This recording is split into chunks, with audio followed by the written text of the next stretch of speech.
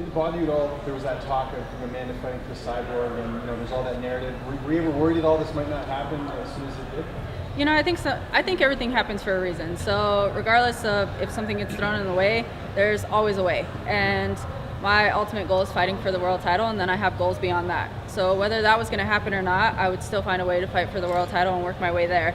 It was pretty frustrating just given the fact that they're in two different divisions, and I believe that the 135 division has a lot of talent.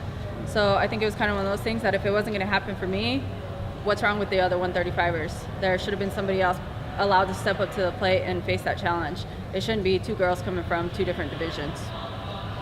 Right. We know she's propensity. We know she's got championship DNA of breaking in the ring. You think you'll be able to bring that out of her? Is that a goal? We've seen that happen, like the Captain Donald fight and stuff like that. I think everybody can break. Nobody's invincible. And just the fact, I think that Amanda's going to be surprised come May. I have a lot to bring to the octagon. And just with this long layoff, there's just my drive, my hunger, and my passion is on a whole new level.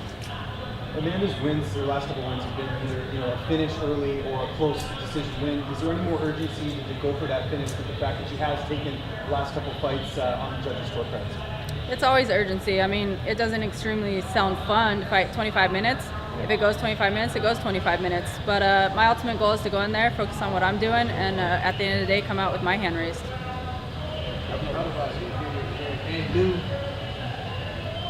I think about it all the time. It's exciting. How do you feel? Obviously, there's a lot of mutual respect between yourself and Amanda. Would you like maybe a little bit more sort of aggression between the two of you, a bit of heated debate instead of that mutual respect? Because yesterday there was a lot of respect. At the end of the day, it's a sport. It's a competition.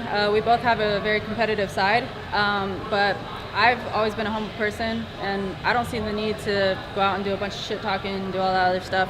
At the end of the day, I mean, once that cage door closes, it's not going to change what happens.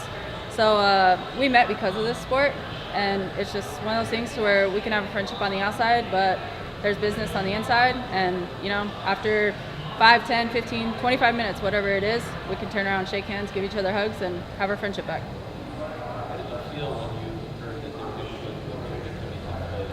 fight? How did you feel when you heard that they were moving it? Moving what? The Colby Covington fight? Oh, honestly, it's not something I paid attention to. You didn't feel like that would bring added attention to the card, and maybe some hostility to the card as well? I'm not about that, so I don't really care about the added attention, the hostility, and quite frankly, the press conference was a little annoying yesterday. I wanted to smack him in the back of the head. Were you sitting next to him? I was. So I was actually going to ask you, what did you think about it all? I just find it unnecessary, but I mean, to each his own, and that's the macho talk coming out of the guys, so whatever. What does it mean to be in this title fight with Amanda being up in the game, yourself being here as well? Like, just the history that sort of goes into this title fight, in this matchup.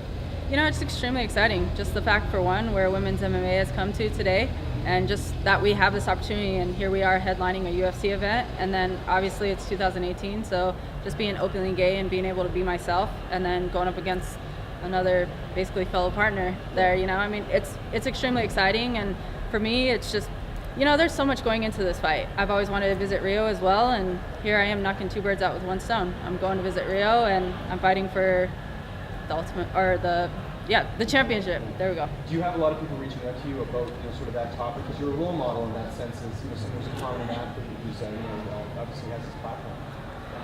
I get lots of things all the time with whatever it comes from, whether it's just the sport in general, whether it's needing advice. And so the fact of just having this opportunity, I think it inspires a lot of people. And, a lot of people think that I sit here and I inspire them, but just the reactions that I get back to everything, why I'm just simply chasing my passion, it inspires me to be even better. Is that something you're used to now, just having people, reach out to you and maybe ask for advice or things like that? Is that something you're getting more comfortable with? I've always been comfortable with it. I actually coach high school gymnastics, so it's kind of one of those things to where I've always given advice, I've always done things, and then for some reason, I'm like the rock of my family and my friends. A lot of people said that I should have took counseling up as my profession because I give great advice, and I don't know. So. I know you and Tisha like to hunt. Did you get any hunting in while you were off with the injury? I know when she was fighting on 218, you guys got a little bit of that. Some hunting? Yeah. I love hunting. I haven't broke Tisha into that yet. And I think that's actually where my injury happened. out of all the crazy years, I think the number one question that annoyed me was, did you get anything? The only thing I got was obviously a broken leg, but I'll be back on it next year. Is that it? Great, thanks. And fighting Holly at Staples when Ronda was at her peak, how much being on big stages got you ready for this? What was big it? stage? Being on big stages, like with fighting Holly at Staples and fighting UFC 200, how much did that prepare you for this big stage of your career? You know, it's the big stage regardless. Just being in the UFC, it's your biggest platform that you can get to in MMA. So any other fights, I mean, I see all the girls as challenges, wherever they're ranked, and whatever they bring to the table, it's a different challenge. For me, being on the Ultimate Fighter, it was kind of one of those things to where it absolutely took me out of my comfort zone, and I had to learn to live with an opponent, eat with an opponent, hang out and talk hours before we were going to go fight each other. So it's just kind of one of the things to where you really learn how to filter those emotions. And I don't go and put all the extra pressure. I don't sit here and, okay, Amanda, a world title shot. Like, Amanda's just another opponent. And then there's an even bigger reward after this one. So it's just kind of one of those things to where the pressure's not there for me. We're going into her home country, and I think the pressure's there for her. Thanks, guys. Thank you.